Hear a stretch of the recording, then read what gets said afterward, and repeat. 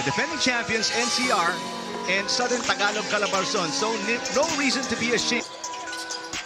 Central Luzon moniker is the Patriots. 24 seconds and counting. Their teammates are telling Pellegrino.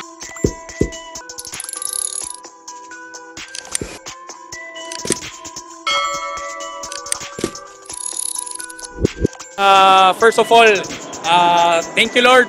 Sobrang overwhelmed ko ngayon. Sobrang happy ko. Pero yun, si Lord lahat yun binigay niya sa amin. Lahat naman ng teams nagpa-practice, nagsa-sacrifice every day. Pero at the end of the day, before mag-start yung game namin, after the game, sinasurrender namin lahat kay God. So, very thankful kami, team namin, Ateneo Davao, Region 11.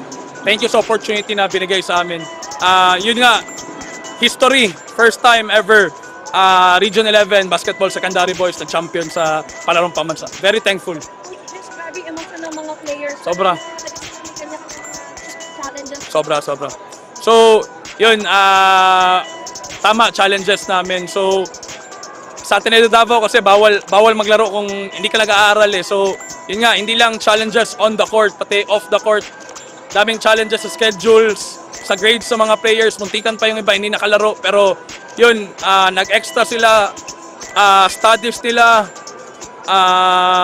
extra work sa basketball court kasi aside sa ibang school sa Davao, kami lang yung school na parang walang scholarship eh. So ang players ko, halos lahat role players, hindi mga star players. So yun lang, work hard every day, 4 hours every day kami nagpa-practice. Sobrang kudos to the players na nag-pay off lahat ng sacrifices nila. Kung yung Davao Region, meron ba silang inaasahan na parang insentibo na lang? Ano po? Meron ba silang inaasahan na insentibo na lang sila sa... Parang meron po pero hindi ko po alam magkano, pero for sure may binibigay na goal na incentive for gold medals. Dito sa mga players mo, ilan yung gagraduate at pwede mo bang ibahagi kung may mga offers na yun? Yun, bali as of now may 4 players na gagraduate sa amin, pero yung core players ko is yung kinukuha ng halos lahat ng school sa Manila, sila Pellegrino, Baterbonia. Magsistay pa yun sa amin ng 1 year kasi mga bata pa, high school players pa. So yun,